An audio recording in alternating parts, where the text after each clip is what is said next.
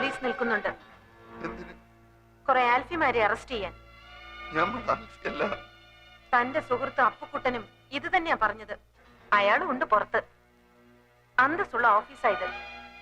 ഇതിനകത്ത് പോലീസുകാർ കയറി MD അറസ്റ്റ് ചെയ്തെന്നറിഞ്ഞാൽ ഞങ്ങൾക്ക് അതിന്റെ നാണക്കേട്. അതുകൊണ്ടാ ഞാൻ അവരെ പുറത്ത് നിർത്തിയത്. മനുഷ്യന് അത്യാർത്ഥി പാടില്ലല്ലേ? താൻ വരുന്നുണ്ടോ അതോ ഞാൻ അവരെ ഇങ്ങോട്ട് വിളിക്കണോ? വേണ്ട, ഞമ്മള് വരാം.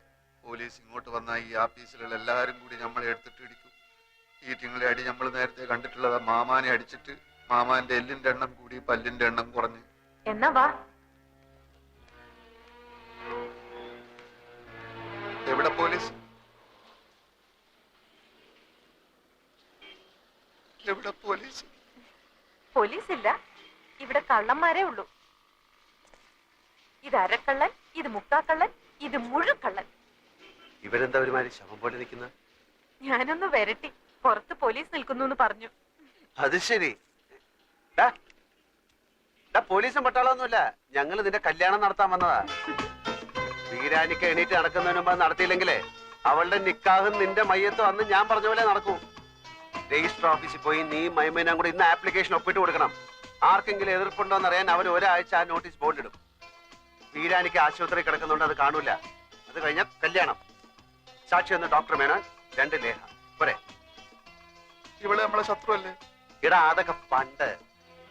ഇപ്പൊ പടച്ചോന്റെ പുതിയ രൂപ. ആൽഫിക്ക് കുറച്ചാലോട് ആയുസ് നീട്ടി കിട്ടി. എവിടേക്ക് പോണെന്നാ പറഞ്ഞേ? യൂണിവേഴ്സിറ്റി വരെ. രാത്രിയിലത്തെ ട്രെയിനിന് ടിക്കറ്റ് എടുത്തിട്ടുണ്ട്. ഒരാഴ്ച കഴിഞ്ഞേ വരൂ. അപ്പോഴേക്കും ലോൺ കിട്ടില്ലേ? എന്നിട്ട് വേണം നമുക്ക് ഈ കള്ള കഥകൾ അവസാനിപ്പിക്കാൻ. ഇവിടെ ഇല്ല, വീട്ടിലുണ്ട്.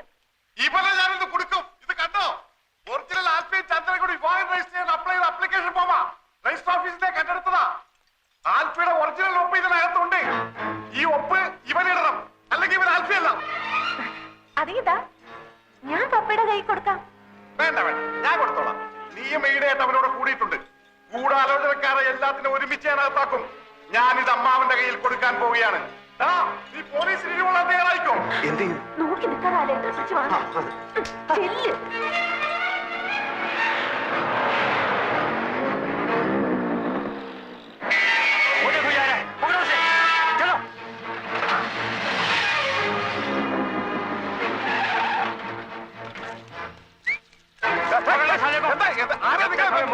पैसे नहीं मिलेंगे, नहीं छोड़ने वाले। साले हमें फिर की तरह चल रहा है।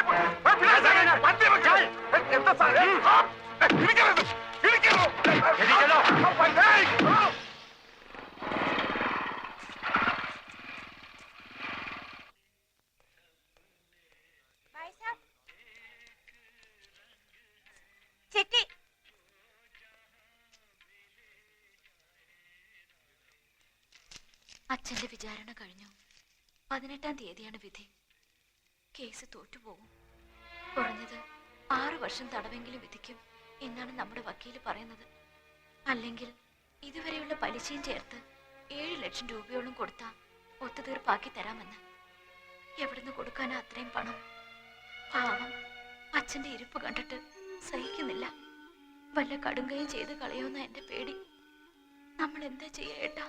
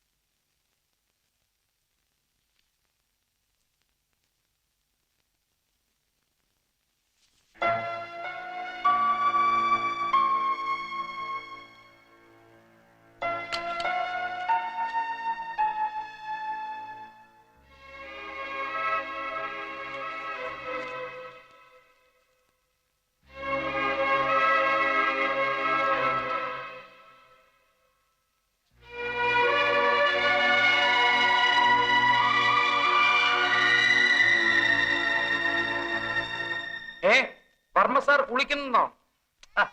അതേന്ന് സത്യമാണ്. ചന്ദ്ര സംസാരിച്ചു. വേഗം വാ. എടോ, ചന്ദ്ര സംസാരിച്ചു.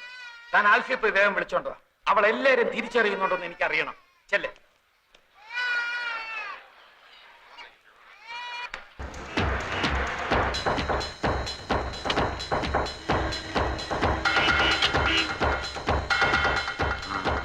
ആൽഫി ഇവിടെ അവിടെ ഉണ്ട്. ഇവിടെ ആരെയും കാണാനില്ലല്ലോ. എവിടെ ആൽഫി? ഇതല്ലേ ആൽഫി? അയ്യോ, പറഞ്ഞതുപോലെ ഇയാൾ തന്നെയാണല്ലോ ആൽഫി. വെളിച്ചത്ത് കയറി വന്നപ്പോ എനിക്ക് പെട്ടെന്ന് കണ്ടുപിടിച്ചില്ല. ഞങ്ങൾക്ക് കുറച്ച് ഫാമിലി മാറ്റേഴ്സ് സംസാരിക്കാൻ. എന്താ ഇയാൾ പുറത്തു? താനേതാ? നമ്മൾ ഇവിടുത്തെ ആൽഫി. അപ്പൊ അവിടെ അവിടെ അപ്പുകുട്ടൻ ആൽഫി. ഇവിടെ ഒരു ആൽഫി, അവിടെ ഒരു ആൽഫി, അപ്പുകുട്ടൻ ആൽഫി, എല്ലാം കൂടെ എത്ര എണ്ണണ്ടടാ? ഏതാടാ നീ? 100. 100 പേരോ? അതെ, 100 പേര്. ബാക്കി 98 എവിടെയാടാ? നീയൊക്കെ കൂടെ എന്തൊക്കെ തെമ്മാടിത്തരടാ കാട്ടി വെച്ചിരിക്കണേ? എല്ലാം പുറത്താവാൻ പോവാ. ചന്ദ്ര സംസാരിച്ചു.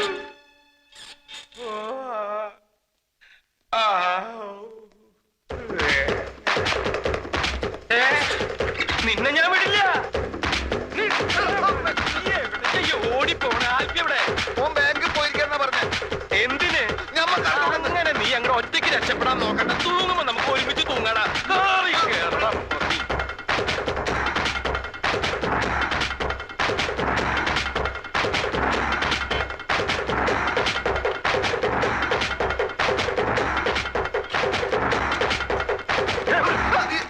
ഞാനാ ചപ്പുകുട്ട എല്ലാം താറുമാറാവും പോകുന്നു. എന്ത് പറ്റി? ചന്ദ്രകുഞ്ഞ് സംസാരിച്ചു.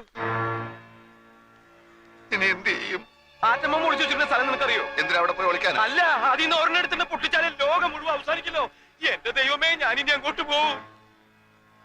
നിങ്ങൾ കണ്ടാ സംസാരിക്കും? കണ്ടില്ല, കേട്ടു. ഒരുപക്ഷെ അന്ന് കൈ പൊക്കിയതുപോലെ ഒരു വാക്കോ മറ്റോ മിണ്ടിയതാണെങ്കിലോ? അങ്ങനെയാണെങ്കിൽ രക്ഷപ്പെട്ട്. ഏതായാലും പോയി നോക്കാം. ഞാൻ പുറത്ത് നിൽക്കാം, നിങ്ങൾ അകത്ത് പോയി നോക്ക്. സംഗതി കുഴപ്പമാണെങ്കിൽ ഞാൻ മുങ്ങും. എങ്ങോട്ട്? പാതാളത്തിലേക്ക്. ഒരു വഴി ഞാൻ കണ്ടുവച്ചിട്ടുണ്ട്.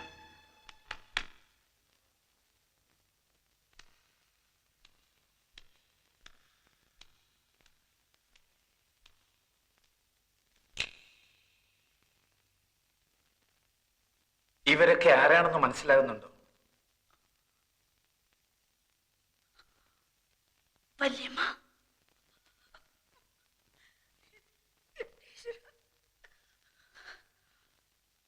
ശങ്കരമാവൻ, വേണോട്ടൻ. അതാരാണെന്ന് മനസ്സിലായോ?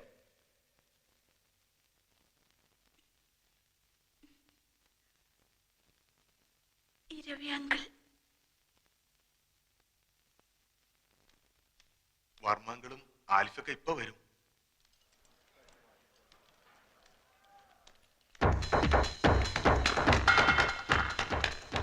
ഓടിക്കോ മോനെ, ഓടിക്കോ. അവളെല്ലാം തത്ത പറയണ പോലെ പറയണു. മോളെ കണ്ടില്ലേ? എനിക്കറിയാം, എക്സൈറ്റ്മെന്റ് കൊണ്ട് അവളെ കാണാൻ ബുദ്ധിമുട്ടുണ്ടാവും. എന്റെയും പ്രശ്നം തന്നെയാ. വന്നട്ടെ.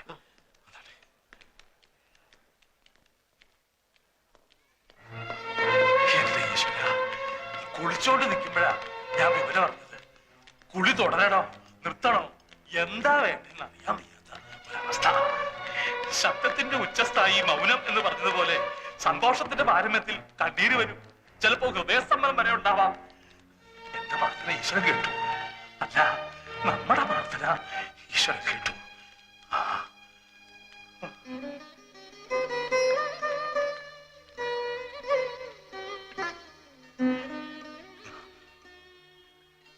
എന്തോരം നേർച്ചകളാണ് നടന്നത്. മതി, അച്ഛനത് മതി. കുറുപ്പേ, എന്തോ ഇന്ന് തന്നെ ചന്ദ്രയുടെ ആൽഫയുടെ പേരിൽ എല്ലാ ക്ഷേത്രങ്ങളും വഴിപാട് നടത്തണം.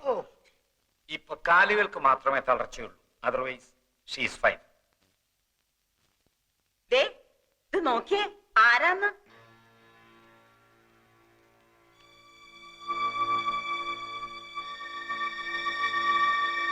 ആരാ?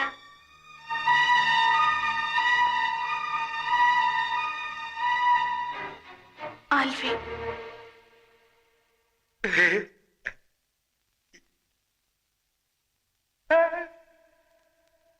ഇനി നമുക്കെല്ലാവർക്കും പുറത്തേക്കൊന്ന് ഇറങ്ങിക്കൊടുക്കാം. ഒരു 5 മിനിറ്റ് ആൽഫിക്കും ചന്ദ്രയ്ക്കും മാത്രമായിട്ട്. Of course.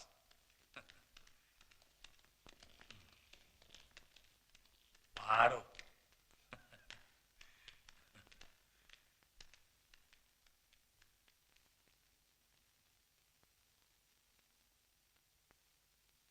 എന്തിനാ എന്നെ രക്ഷിച്ച്?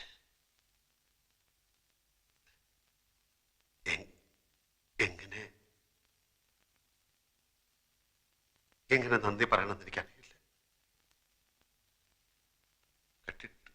കട്ടിട്ട് കടന്നു കളയാൻ വേണ്ടിയൊന്നുമല്ല, അച്ഛനെ രക്ഷിക്കാൻ വേറെ വഴിയില്ലാത്തതുകൊണ്ട് ചെയ്തു പോയതാണ്. എനിക്ക് എല്ലാറ്റിനും എനിക്ക് മാപ്പ് തരണം. ആരോടും ഒന്നും പറയണ്ട. അപ്പു പോയി ആ പണം അയക്കൂ.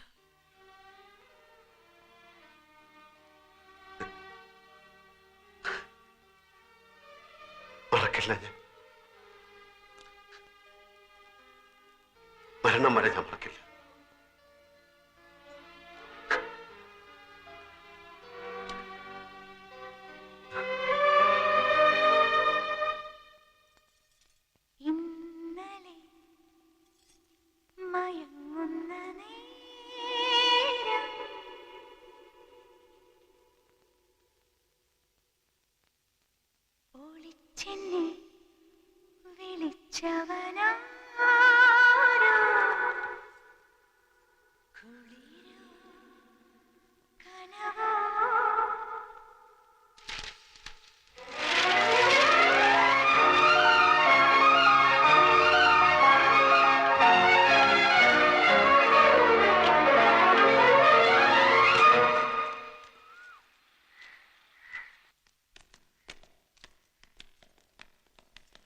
അമ്മാവാ, അമ്മാവാ, ഞാനൊരു സത്യം പറയാൻ പോവാണ്. നീ എവിടെ ആയിരുന്നല്ലോ കുറച്ച് ദിവസം? അതൊക്കെ പിന്നെ പറയാം. ഞാനൊരു സത്യം പറയട്ടെ, ഞെട്ടരുത്. ആരോ നല്ലവണ്ണം പെരുമാറിയ പോലെ ഉണ്ടല്ലോ. ഞാനൊരു സത്യം പറയട്ടെ, ഞെട്ടരുത്.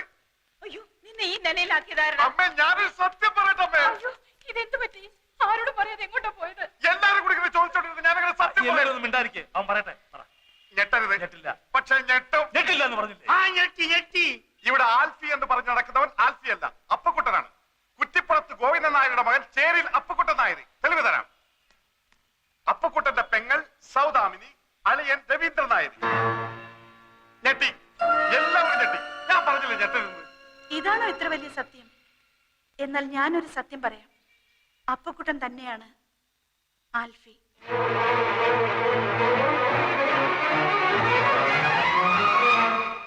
എന്താ മോളെ നീ പറയുന്നത്? അത് അപ്പുവാണ്. അപ്പക്കുട്ടൻ എല്ലാരും കൂടെ ആ പാവത്തിന് പിടിച്ച് ആൽഫി ആക്കിയതാ. ഇരവി, എന്താണ് കേൾക്കുന്നത്? ഒന്നും മനഃപൂർവ്വമായിരുന്നില്ല, സംഭവിച്ചു പോയതാ ഓരോരോ ചുറ്റുപാടില്. നടന്നതൊക്കെ ശരിയോ തെറ്റോ എന്ന് നോക്കിയിട്ട് ഇനി കാര്യമില്ല. ഹരിച്ചു നോക്കിയാലും ഗുണിച്ചു നോക്കിയാലും ലാഭല്ലേ ഉള്ളൂ. എനിക്ക് ഇപ്പോഴും ഒന്നും മനസ്സിലാവണില്ല. അപ്പൊ ആൽഫി എവിടെ? പറയാൻ എനിക്ക് വിഷമമുണ്ട്. പറയാതിരിക്കാൻ കഴിയാത്തത് കൊണ്ട് മാത്രം പറയാ. ലേഖ പറഞ്ഞില്ലേ, നീണ്ട മുടിയുള്ള, നീല കണ്ണുള്ള, എപ്പോഴും ഒരു കള്ളച്ചിരിയോടെ ധാരാളം തമാശകൾ പറഞ്ഞെന്നെ പൊട്ടിച്ചിരിപ്പിച്ച ചുറുചുറുക്കുള്ള ആൽഫി. മനസ്സ് മുഴുവൻ കൊടുത്ത് ഞാൻ സ്നേഹിച്ച ആൽഫി. വിവാഹത്തിന് തലേന്നാണ് ഞാൻ അറിഞ്ഞത് അയാൾക്കൊരു ഭാര്യയും കുട്ടിയും ഉണ്ടെന്ന്. ചോദിച്ചപ്പോ ഒരു കള്ളച്ചിരിയോടെ അയാൾ എന്നോട് പറഞ്ഞു, ജീവിതം ഒരു വലിയ തമാശയായിട്ടേ അയാൾ കണ്ടിട്ടുള്ളൂ എന്ന്. ആൽഫിയുടെ തമാശകളിൽ ഒന്നായിരുന്നു. ഞാനും വെറുത്തുപോയി. ഞാൻ എന്നെ തന്നെ വെറുത്തുപോയി. നിങ്ങളോടൊക്കെ എന്തു പറയണം, നിങ്ങളെയൊക്കെ എങ്ങനെ നേരിടണം എന്നാലോചിച്ച് തളർന്നപ്പോൾ ആത്മഹത്യ എന്നൊരു വഴി മാത്രമാണ് ഞാൻ മുന്നിൽ കണ്ടത്. അത് അപകടമായിരുന്നില്ല, സ്വയം നശിപ്പിക്കാനുള്ള ശ്രമമായിരുന്നു. ക്ഷമിക്കണം എന്ന് പറയാൻ മാത്രമേ എനിക്കാവൂ. എഴുന്നേക്കാൻ കഴിഞ്ഞിരുന്നെങ്കിൽ അച്ഛന്റെ കാല് കെട്ടിപ്പിടിച്ച് മാപ്പ് ചോദിക്കാമായിരുന്നു.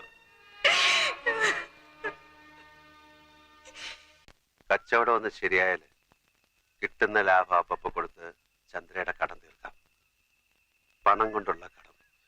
പക്ഷെ കടപ്പാട് എങ്ങനെയാ തീർക്കുന്നത്? ഇനി താമസിപ്പിക്കാതെ വർമ്മ സാറിനെ കണ്ടുള്ള വാസ്തവം തുറന്നു പറയണം. അതിനു മുമ്പ് നമുക്കൊരു വലിയ കാര്യം ചെയ്യാനില്ലേ? നമുക്ക് ചന്ദ്രയെ നടത്തിക്കണ്ടേ? വേണം. എന്റെ കൂടെ നിൽക്കൂ. തളർന്നു പോയി എന്ന തോന്നൽ ആദ്യം ചന്ദ്രയുടെ മനസ്സിൽ നിന്ന് മായ്ക്കണം. പോകാൻ കഴിയില്ല എന്ന് വിചാരിക്കുന്നിടത്തെല്ലാം കൊണ്ടുപോകണം. കാണാൻ കഴിയില്ല എന്ന് വിചാരിക്കുന്ന കാര്യങ്ങളൊക്കെ കാണിച്ചു കൊടുക്കണം. ഡൺ. Done.